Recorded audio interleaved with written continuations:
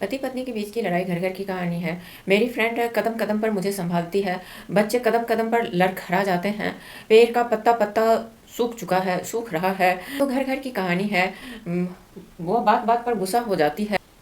Hello friends, in this video, in this chapter, we are about to learn all these types of sentences.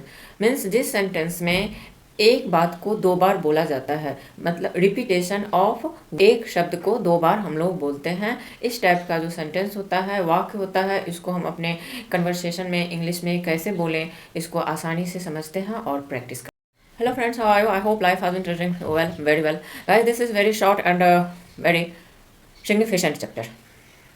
Yes, and we can say this is very very interesting also. Yes guys, इस तरह से हम लोग देख चुके हैं जो यह चैप्टर में, इस चैप्टर में कैसा वाक्य आने वाले हैं, कैसे सेंटेंसेस हम लोगों को कवर करने हैं। मतलब रिपीटेशन ऑफ वर्ड क्या है, तो नाउन है। जैसे पति पत्नी की लड़ाई घर घर की कहानी है, तो घर घर घर घर यहाँ पर वर्ब तो नहीं आ रहा है, या क्या है, नाउन है। तो रिपीटेशन ऑफ नाउन, नाउन का रिपीटेशन हुआ है, दो बार नाउन को बोला गया है। जैसे घर घर, बात बात, पत्ता पत्ता, कदम कदम, अंग अंग, गाड़ी पर गाड़ी, इस तरह से जो है सो सिर्फ नाउन दो बार आ रहे हैं। जब दो बार आ रहे हैं, हम लोग इसे दो बार बोल रहे हैं, जैसे घर घर की, बात बात पर, तो इसको क्या कहते हैं, एम्फेटिक सेंटेंसेज, जिसमें जोरदार कथन, जोर दे करके हम लोग बोलते हैं। तो फ्रेंड्स, मैं यहाँ पर चाहूँगी जो हम लोग पहले ये क्लियर हो जाए, जो यह चैप्टर किस चैप्टर से, मतलब यह जो वीडियो है, यह जो चैप्टर है, यह ग्रामर के किस चैप्टर से बिलोंग कर रहा है, ग्रामर के किस चैप्टर से यह आता है। तो इसको क्लियर करते हैं हम लोग, तब देखते हैं जो इस सेंटेंस को कैसे बनाएंगे, कैसे बोलेंगे। फ्रेंड्स, पहले क्लियर हो लेते हैं। तो क्लियर क्या होना है, जो क्या है यह चैप्टर, तो कुछ नहीं है, यह बहुत ही छोटी सी चैप्टर है जो बिलोंग करता है किससे, तो ईच एंड एवरी से। ईच एंड एवरी बहुत ही कॉमन है, हम लोग सभी अपने कन्वर्सेशन में यूज करते हैं। लेकिन आई थिंक, जहाँ तक मुझे लगता है, मेरा ओपिनियन कहता है, जो ईच एंड एवरी मीन्स हम लोग सभी जान रहे हैं प्रत्येक, लेकिन इसका प्रत्येक में क्या डिफरेंस है ईच एंड एवरी के बीच में, इसको हमें क्लियर हो जाना है। तब सेंटेंस को देखते हैं। जैसे देखिए, पति पत्नी की लड़ाई घर घर की कहानी है, तो इसको जब हम लोग बोलते हैं, बातें करते हैं या लिखते हैं, तो कैसे बोलते हैं, fights between wife and husband are the story of each and every house. Fights between husband and wife are the story of each and every house, household, जो आप देना चाहें दे सकते हैं। तो इसमें क्या आ रहा है, ईच एंड एवरी, ऐसा नहीं दिखाया गया है जो fights between husband and wife are the story of each household, और ना ही ऐसा दिखाया गया है, नीदर ईच नोर एवरी का सिंगल यूज नहीं किया गया है, दोनों को एट ए टाइम यूज किया गया है ईच एंड एवरी के फॉर्म में। तो क्यों यूज किया गया है, इसको पहले समझ लेते हैं, क्लियर कर लेते हैं। आ रहा है, हम लोगों को रिकॉल करते हैं। There is a difference between each and every, दोनों के बीच में डिफरेंस आता है। ईच का यूज हम कहाँ करते हैं, तो ईच का use always we use of each two और मोर देन टू, दो और दो से ज़्यादा। फॉर एग्जाम्पल, दो पेन के लिए हम ईच का यूज कर सकते हैं, दो से ज़्यादा भी हो सकता है तो भी हम ईच का यूज कर सकते हैं। मतलब दो पेन के लिए भी ईच चलेगा और तीन पेन के लिए, चार पेन के लिए भी चलेगा। अब एवरी क्या कहता है, एवरी कहता है दो के लिए नहीं चलेगा, ऑलवेज मोर देन टू, दो के लिए एवरी काम नहीं करेगा। कभी वो दो लोगों के लिए ऑफिस नहीं खोलने वाला है। क्या कब खोलेगा, जब तीन एम्प्लॉय आएंगे उसके ऑफिस में, तब एवरी अपना ऑफिस खोलेगा। और ईच क्या है, दो के लिए भी खोल देगा, चार के लिए भी खोल देगा, लेकिन एवरी इतना काइंड हार्टेड नहीं है, या जब तक इसको तीन एम्प्लॉय नहीं आएगा, यह अपना ऑफिस नहीं खोलेगा। क्लियर। इसी तरह से इन सारे वाक्यों में जो है सो रिपीटेशन ऑफ नाउन का किया गया है।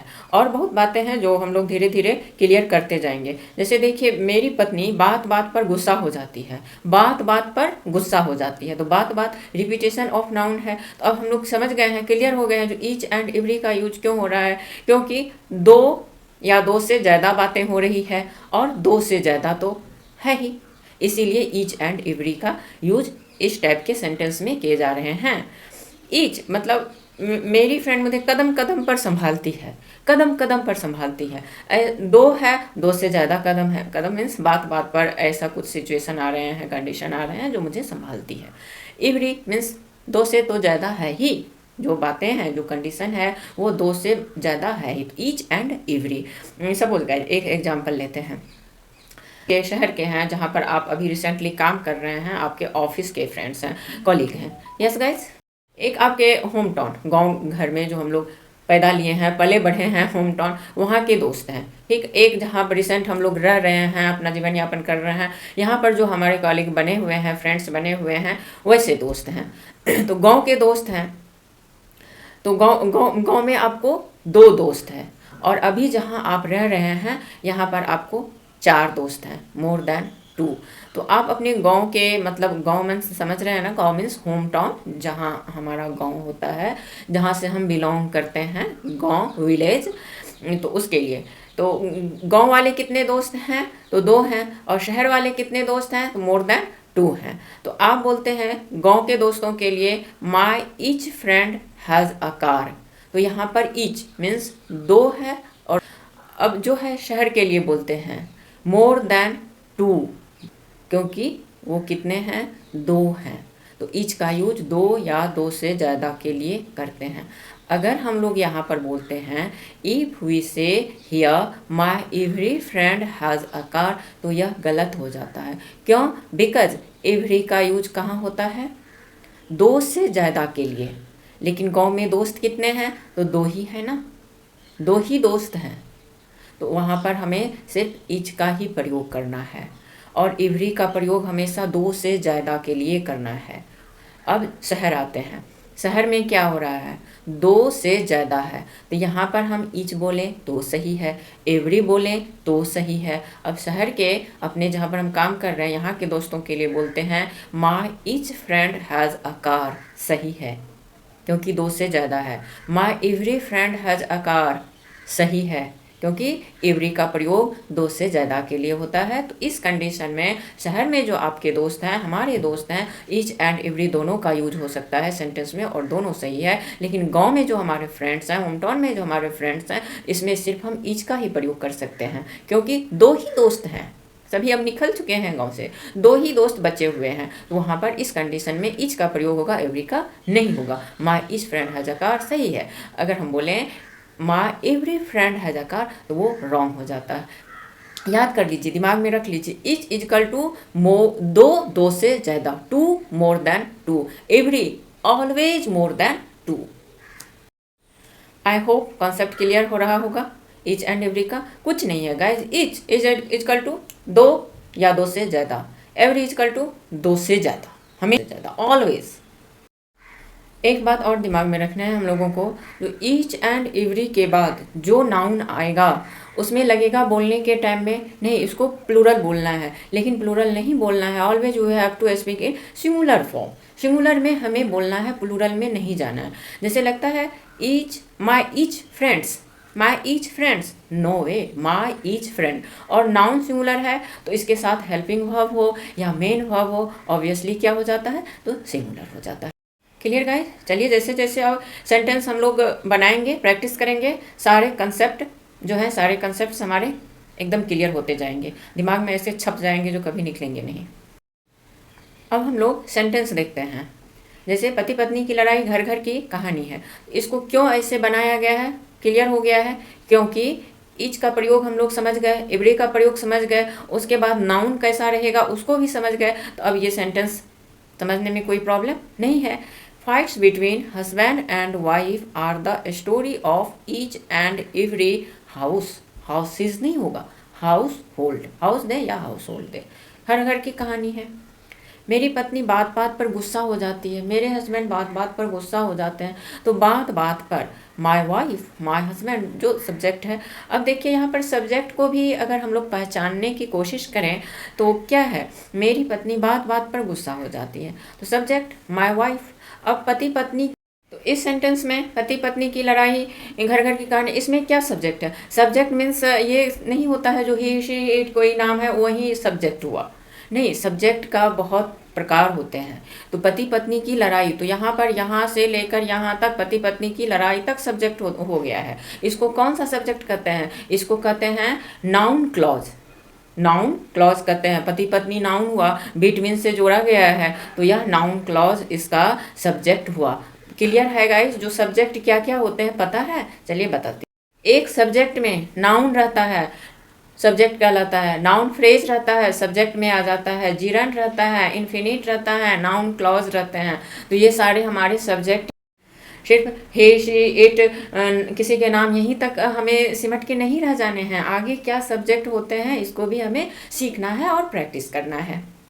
तो इसमें मेरी पत्नी बात बात पर गुस्सा हो जाती है, तो इसमें सब्जेक्ट क्यों क्लियर है? मेरी पत्नी। तो माय वाइफ सब्जेक्ट क्या है? माय वाइफ है। Gets angry furious at each and every talk. Each and every के बाद जो नाउन आएगा, जो वर्ब आएगा, वह सिंगुलर होगा और उससे पहले आपको सब्जेक्ट के अकॉर्डिंग हमारा वर्ब होगा। जैसे माय वाइफ, यहाँ पर सब्जेक्ट क्या है?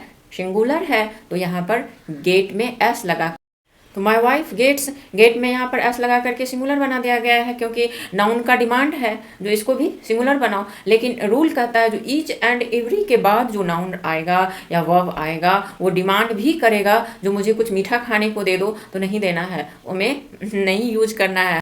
ईच एंड एवरी के बाद वो नाउन रहे, वर्ब रहे, मेन वर्ब रहे, हेल्पिंग वर्ब रहे, वो क्या हो जाएगा? सिंगुलर हो जाएगा। जैसे माय एवरी फ्रेंड, आपका अंदर इंट्यूशन कहेगा जो नहीं माय एवरी फ्रेंड्स कर दो, लेकिन नहीं करेंगे, गलत हो जाएगा। My every friend has a car, हो सकता है आपको अंदर से लगे जो नहीं ऐसे बोलो my every friends have a car, हमें नहीं बोलना है, क्योंकि हम लोग जान चुके हैं क्या रूल है, क्या नियम है, तो जानते हुए काम को गलत नहीं करते हैं। तो my every friend has a car. तो ऐसे ही रूल सारे सेंटेंस पर, सारे वाक्यों पर लगाया गया है और बनाया गया है। बहुत इजी कन्वर्सेशन है, बहुत आसान है।